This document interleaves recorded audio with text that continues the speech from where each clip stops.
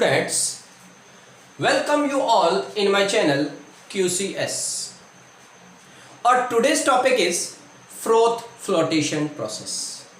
ये कौन सा प्रोसेस है और कहाँ पर यूज होता है ये मैं आपको बता देता हूँ। पहले हम चैप्टर कर रहे हैं 6th, जिस चैप्टर का नाम है general principle and isolation of elements.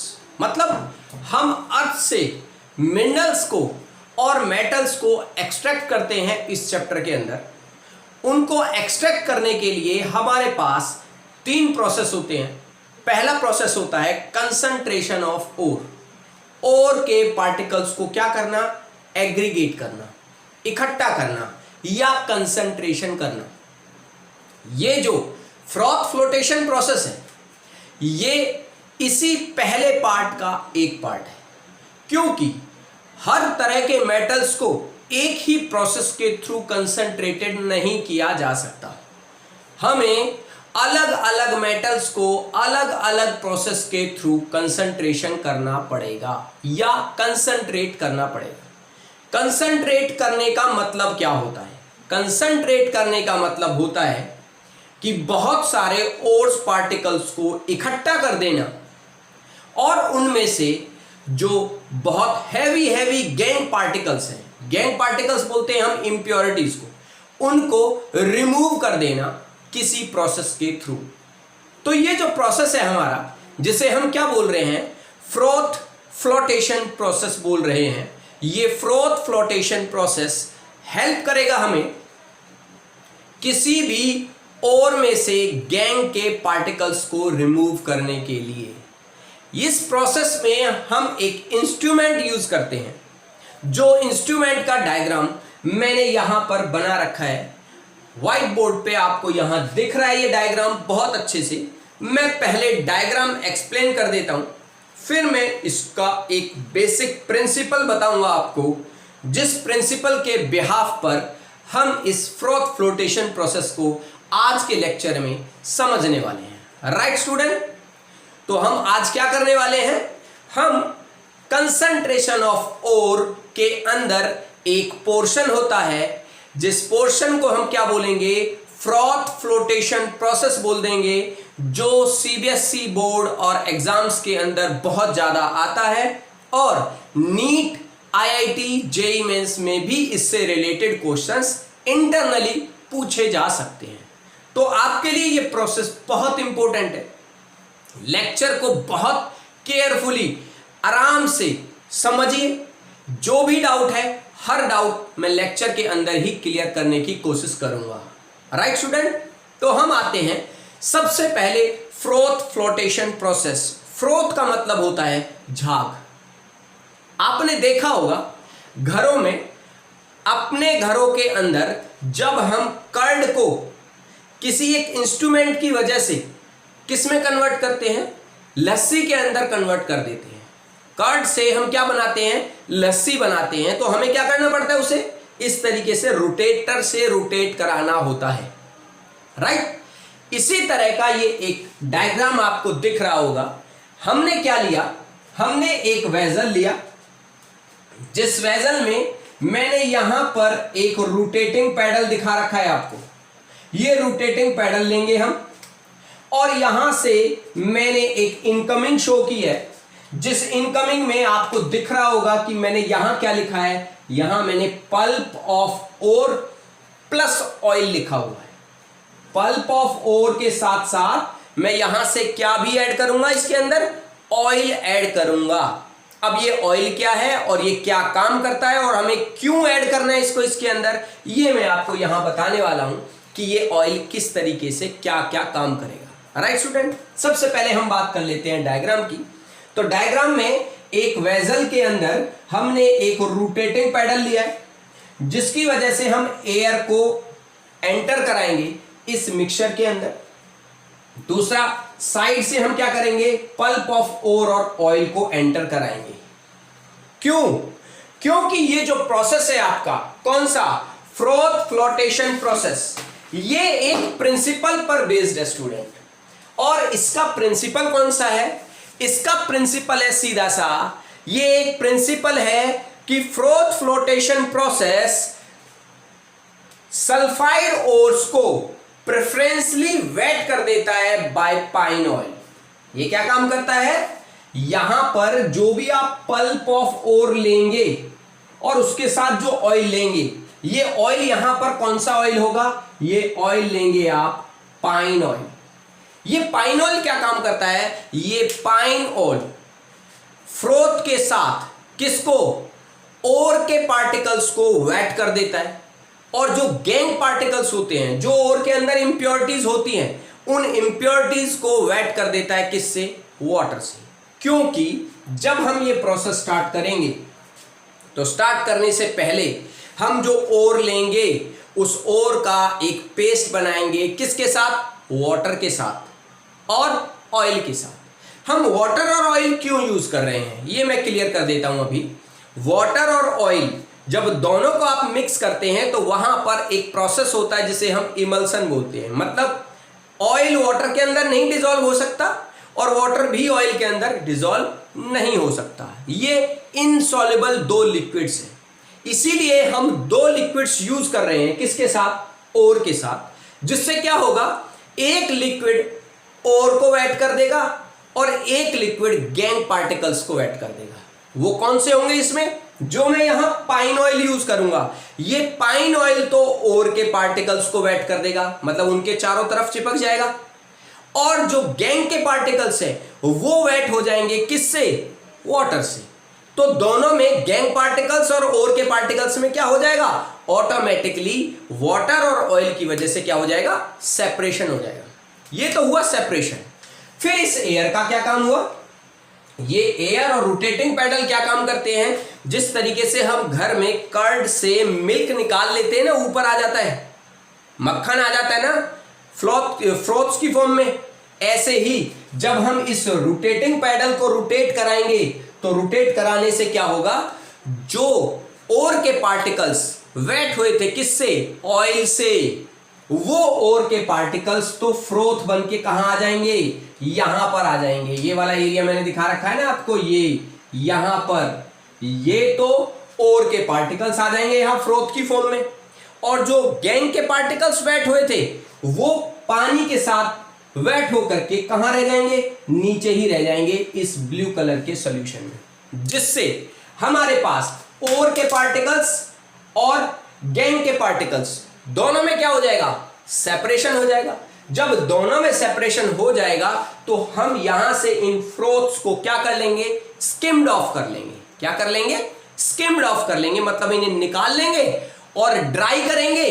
तो क्या होगा, ऑयल जो था, पाइन ऑयल जिसने वेट किया था इन ओर के पार्टिकल्स को, वो पाइन ऑयल क्या हो जाएगा, ड्राई हो करके उड़ जाएगा और हमें क्या मिल जाएंगे, ओर के पार्टिकल मिल जाएंगे। कौन से ओर के, सल्फाइड ओर के पार्टिकल्स हमें मिल जाएंगे। राइट स्टूडेंट्स, ये डायग्राम आपको समझ में आ गया। मुझे पता है आपको इस डायग्राम के एक एक स्ट्रक्चर का फंक्शन ऑलरेडी समझ में आ चुका है। मैं अब स्टार्ट करता हूं फ्लोथ फ्लोटेशन प्रोसेस को एक ऐसी स्टडी से जिसमें से इंटरनली क्वेश्चन आपसे पूछा जा सकता है, जेईई मेंस में, आईआईटी में, नीट के एग्जाम्स वगैरह में, और सीबीएसई एग्जाम्स के अंदर तो ये बहुत ज्यादा आता ही है। राइट स्टूडेंट्स, तो चलते हैं फर्स्ट। सबसे पहली बात, फ्लोथ फ्लोटेशन प्रोसेस हम कौन से ओर्स के लिए यूज कर सकते हैं। तो हम फ्लोथ फ्लोटेशन प्रोसेस यूज करते हैं गैंग पार्टिकल्स को रिमूव करने के लिए। कौन से ओर्स में से, सिर्फ और सिर्फ सल्फाइड ओर्स में से। मैंने यहां लिखा हुआ है, आप देख सकते हैं, this method has been used for removing gangue particles from sulphide ores. सिर्फ और सिर्फ फ्लोथ फ्लोटेशन प्रोसेस में से आप सल्फाइड ओर्स को ही निकाल सकते हैं। किससे सेपरेट कर सकते हैं, गैंग पार्टिकल्स। पहली बात। दूसरी बात, ये जो हम यहां पर ऑयल यूज कर रहे हैं, क्या ये सिर्फ पाइन ऑयल ही यूज करेंगे, और ये काम क्या करता है, ये काम करता है किसका, कलेक्टर का काम करता है। इन्हें हम क्या बोलते हैं, कलेक्टर्स बोलते हैं। क्यों हम इनको कलेक्टर्स इसलिए बोलते हैं, क्योंकि ये ऑयल ओर के पार्टिकल्स को वेट करके कलेक्ट करेगा और कहां आ जाएगा, फ्लोथ में अप कम आ जाएगा। इसीलिए हम इन्हें क्या बोलते हैं, कलेक्टर्स बोलते हैं। अब ये कलेक्टर्स सिर्फ पाइन ऑयल ही नहीं होता, आप यहां पर कलेक्टर्स की फॉर्म में क्या ले सकते हैं, पाइन ऑयल के साथ साथ फैटी एसिड्स भी यूज कर सकते हैं या जैंथेट्स भी यूज कर सकते हैं।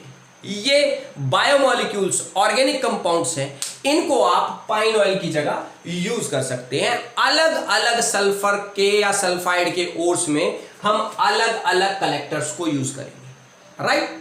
नेक्स्ट हमारे पास फ्रोथ स्टेबलाइजर भी चाहिए। क्या चाहिए, फ्रोथ स्टेबलाइजर।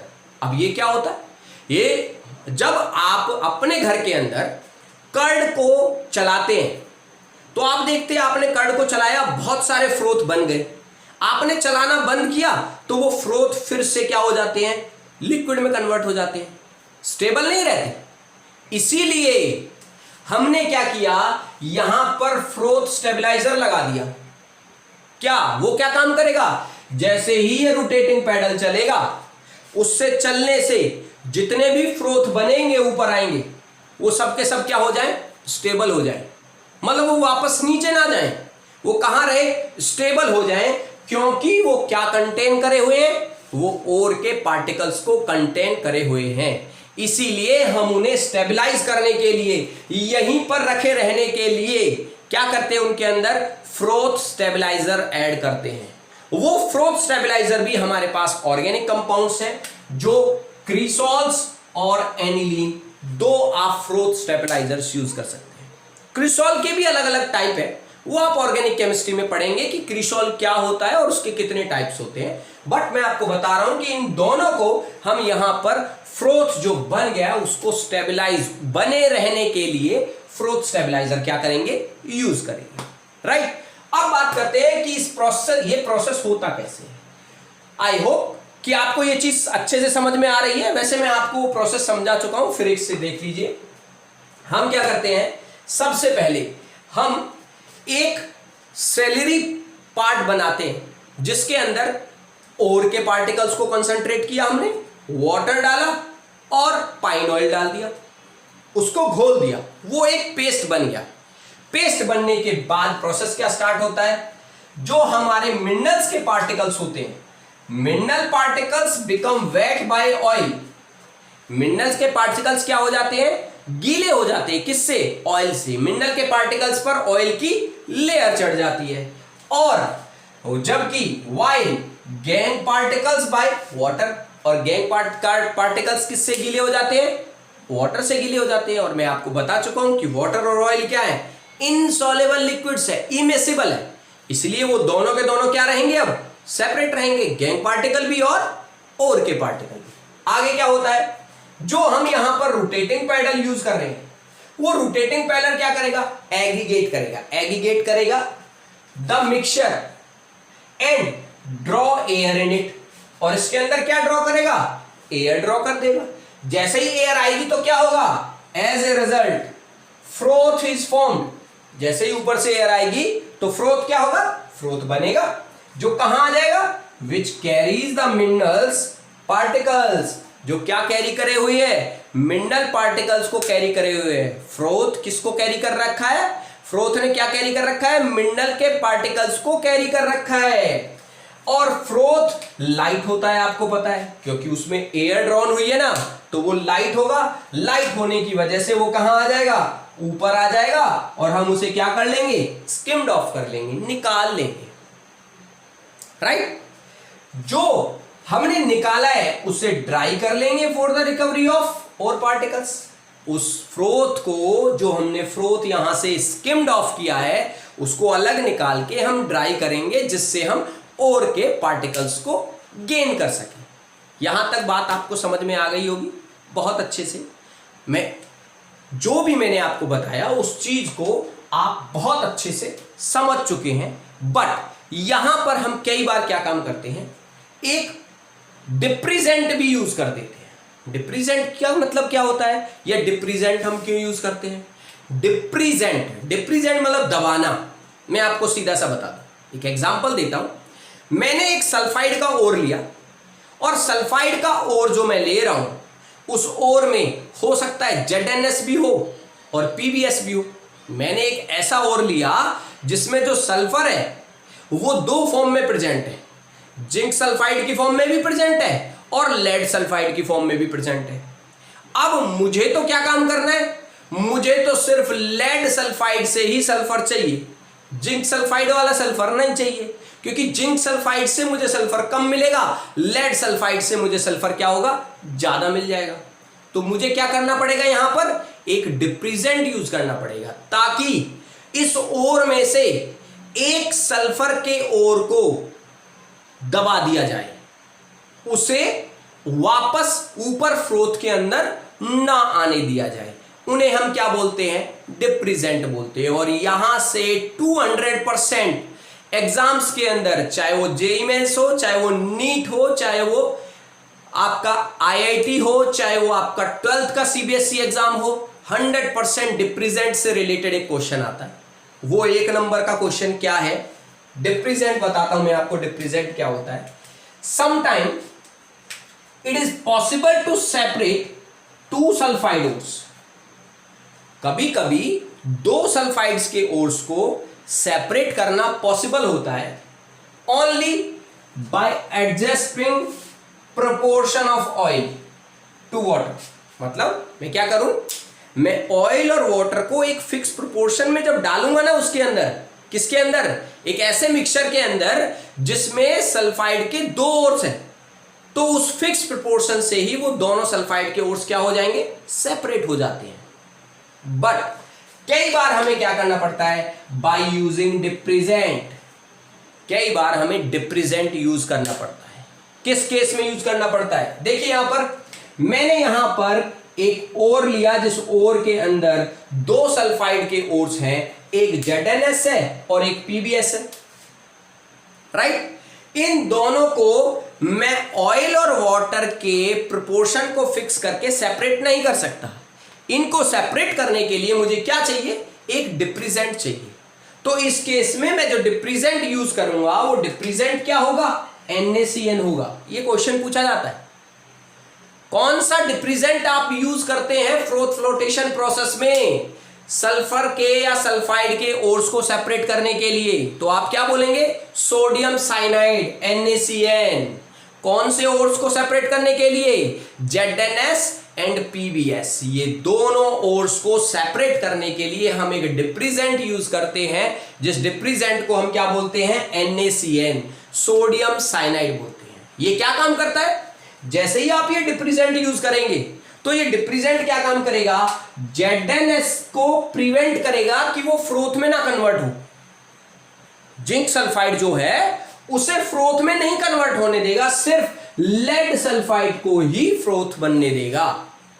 जब लेड सल्फाइड फ्रोथ बन जाएगा तो वो तो ऊपर आ जाएगा क्योंकि वो लाइट होगा, और जो जिंक सल्फाइड है जब वो फ्रोथ बनेगा ही नहीं तो वो भी गैंग पार्टिकल्स के साथ वाटर के अंदर ही रहेगा क्योंकि वो हैवी होगा।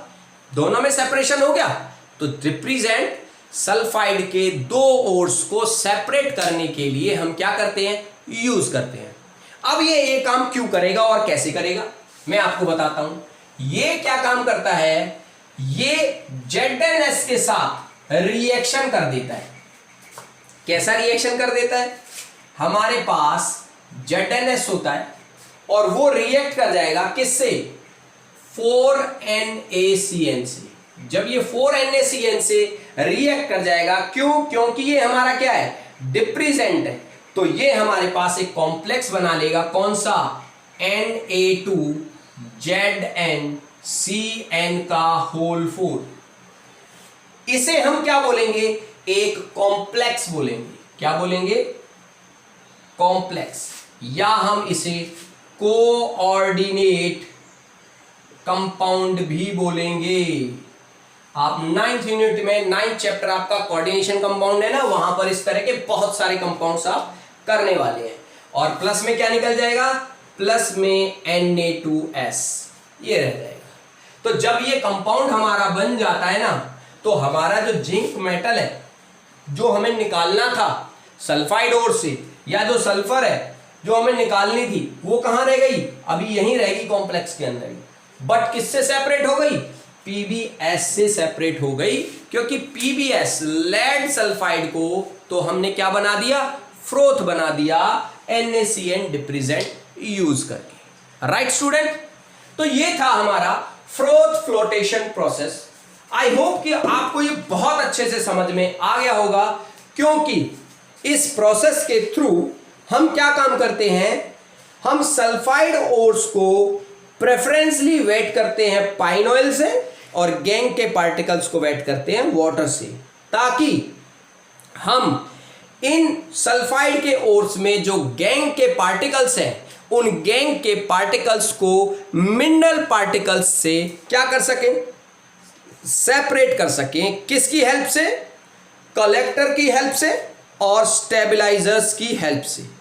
और जो हमारा फ्रोथ जो बनता है वो लाइट होने की वजह से, जिसे हम स्किम्ड ऑफ कर लेते हैं, वो हमें क्या दे देगा, और के पार्टिकल्स दे देगा, जिसे हम नेक्स्ट प्रोसेस के लिए यूज करेंगे। वो नेक्स्ट प्रोसेस क्या होगा हमारे पास, एक्सट्रैक्शन ऑफ क्रूड मेटल। और तो मिल गया हमें, अब और से सेकंड प्रोसेस हम करेंगे एक्सट्रैक्शन ऑफ क्रूड मेटल।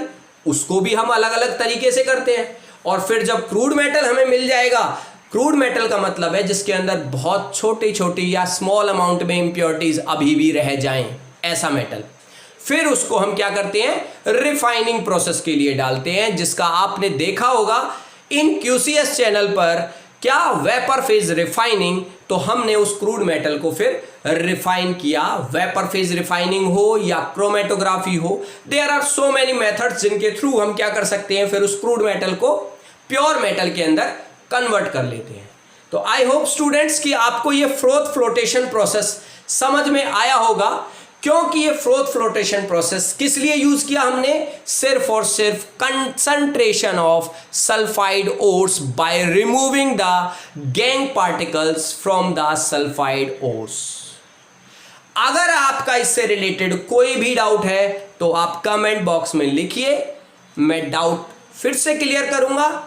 वैसे इस वीडियो को अगर आप केयरफुली देख चुके हैं तो आपका कोई भी डाउट नहीं बचेगा कि ये हमारा जो स्ट्रक्चर सामने दिख रहा है ये किस तरीके से वर्क करता है। राइट स्टूडेंट, चैनल को सब्सक्राइब आप कर चुके हैं, बट वीडियो को कंप्लीट देखने के बाद लाइक करना ना भूलें, क्योंकि सिर्फ और सिर्फ QCS एक ऐसा चैनल है जो आपके जितने भी डाउट्स होते हैं उन डाउट्स को आप ही के लेवल पे आके बहुत अच्छे से आपको क्लियरिटी से समझाता है। Right students, good luck.